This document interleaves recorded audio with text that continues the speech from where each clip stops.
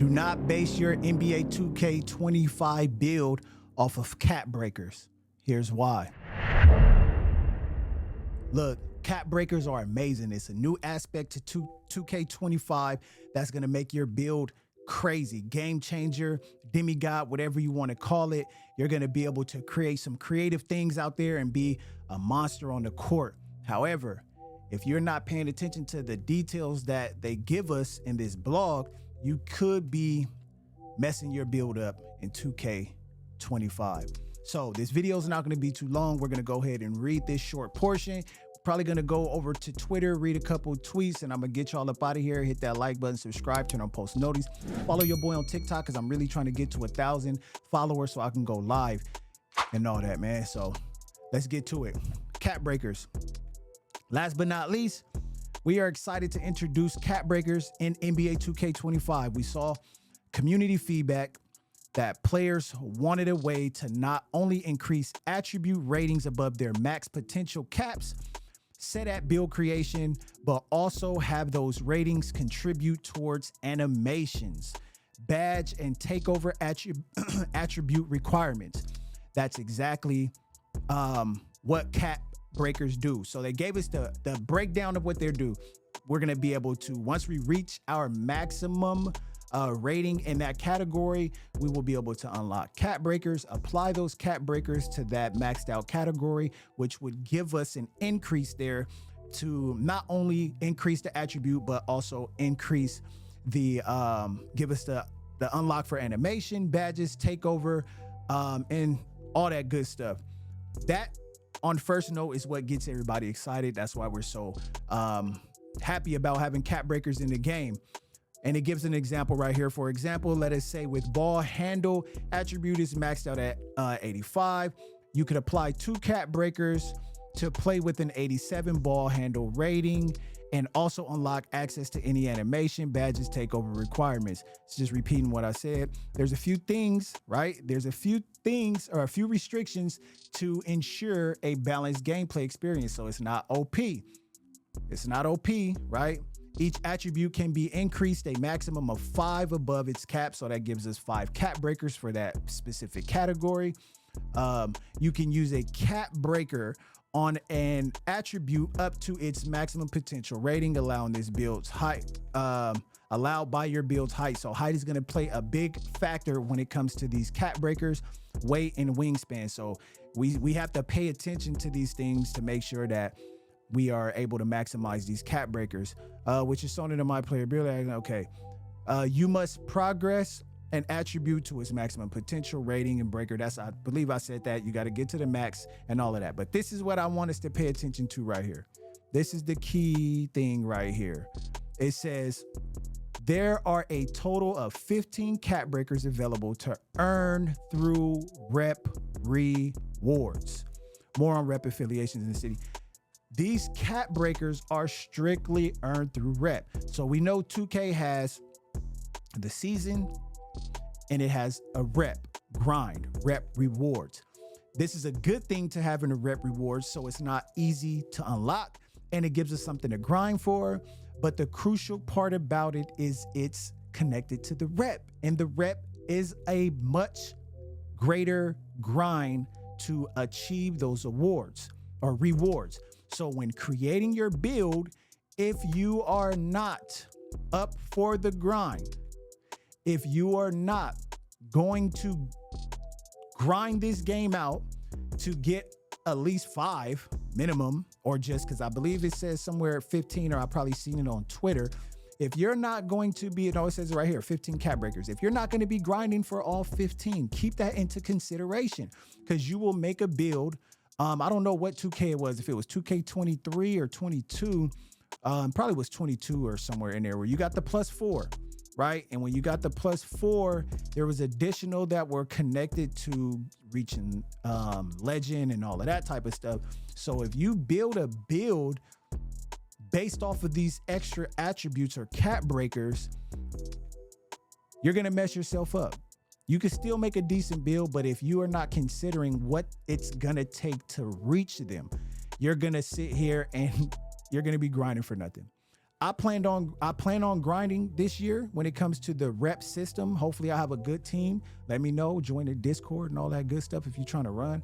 However, I'm going to have builds that are made specifically for these cat breakers, and some that are just like, hey, if I don't want to grind, would this build still be valid? So we have to keep that in consideration, because I feel a lot of us, we get excited with the new stuff, the new news. We hear all of the things that 2K25 is adding, and then we're just like, oh yeah. But understand the difference between the rep grind and the rep and the season grind. So I just want to give y'all that heads up, man. So let's go over to head over to Twitter so we can see a little bit what Zach was talking about when it comes to the cat breakers. Someone over on Discord asking, other people see if you have cat breakers. Yes, cat breakers show up in 2K cards, the attribute menu, etc. So it's no hiding. You feel me? You know, I think it was 2K22. One of them, when we couldn't, I think it was 2K20. It was somewhere in that realm when 2Ks was still good, when you couldn't actually see what the person was. I think it was 20, in between 20 or 19 or something, because they'll come out there with a build and it'll give you that name of the archetype, but you didn't know if it was a slasher or a dunker when you came out with them two-way playmaking slashers. Then you found out they could shoot. So now it's no more hiding. You know, we're going to be able to see what you got on, what you got, and all of that. So keep that into consideration when you out there in a park or wherever you play. This one right here was interesting. It says for the small guards out there. Hold on. He got the, let me, boy finna get me packed up. I did it again. Hold on. We're going to have to read it like this. It says, for all the guards out there, be open to using a smaller guard in 2K25. Smaller guards will have more attribute points to work with. You will also have access to the new badges, Mini Marksman. Personally, I have been enjoying playing on a small guard. Typically 6 foot to 6'2" is the height. So if we don't know, Mini Marksman is a badge that they just reintroduced to this game, which I think it was 2K22 that allowed you to just shoot over those when you had a small guard. It was super OP. That's back. So it's saying that we're going to have more attributes. Somewhere in the comments in there, they said, if you make a 2K24 build, you're going to have more attributes when it comes to you trying to make a 2K24 build on 2K25, which maybe that's a good thing, because 2K24 builds weren't too bad. So if you're able to make something like that and add something on top of it, it's something to consider. But this right here, this is what I wanted to look at. Can we choose our jump shot in the build tester? This right here, we've been waiting for this. We should have had this a long time ago. When you enter the build tester, you will be presented with a screen that is much like the gameplay animations menu in My Career. You can create a jumper, create a dunk style, and swap animations in or out for every gameplay category we have. Then you can test it in freestyle, which is the new one, 3v3, which we're used to, and 5v5. What you do here, however, is temporary. It's simple to test drive what your player could be capable of. That said, if you find animations you like, you can favorite them and they'll show up at the top of your list once you enter. That's just quality of life, convenience right there, 2K. Thank you for that, because we don't have to worry about all the nonsense that came with not having this in the game.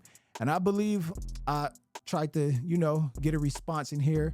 And what I said was, once we reach our 10 build limit, do we have to delete builds to test them, or will the tester be available regardless? I think that's a valid question, because as much as I say I'm not, or I don't want to, I end up making more than 10 builds. I'm going to try not to this year. However, if I do make 10 builds, do I have to delete these builds just to test them? I'm not talking about create an 11th build, but if I just want to test to see if I want to create an 11th build, do I have to delete any of the builds I've already put VC on? In my mind, 2K being a business, they're like, yeah, because that's going to cause you to spend more money. But because this seems like they're caring about our quality of life and experience of convenience within the game, I think it would be wise to allow the tester to be something separate, to where we can just test however many builds, regardless of how many builds we have. So that's what my reply was to there, hoping I get a response or whatever. Let's try to read one more. Or we already read that one. Okay, let's read the takeover. What happens when you takeover expires? Takeover is quite different than what we've been used to. It's really a hot and cold meter that flows up and down based on how you're playing. There are no significant gains or drops to the meter. So basically, it's going to go based off of how you play. And this, they say it's different, but we really won't know until we play. It seems like there's not too bad of a negative effect and not too bad of a positive. It says when level 5 expires, your takeover ability expires. So to unlock your takeover, right, the takeover, you will have to get to level 5, and you simply drop back to about the halfway point between level 4 and level 5. This is the same for each level you drop out of. If you drop out of 4, you go to the halfway point of level 4, and so on. So it seems more forgiving to me, because it's like you reach level 5, right? That's your takeover. Once your takeover is over, you go in between, like you go basically to 4.5, which if you consistently play good in the game, it would seem like you're able to establish your takeover even faster. So that's something that's good. But once again, we'll have to see once we get our hands on it. But yeah, that's all I wanted to talk to y'all about, man. Make sure you do not strictly base your build off of cat breakers. Even though they're good, they're going to be game changing. They will be effective, and it's something amazing added to the game. If you are not willing to grind and unlock each cat breaker, because we don't know how far they're going to be expanded throughout the rep system. We don't even know what the rep system is. We know that there's going to be 2 different rep systems, which is the seasons and the official rep grind. So that's something you got to consider, man. Like I said, play it smart, have a build or a few builds for each, just so you can be good on either side.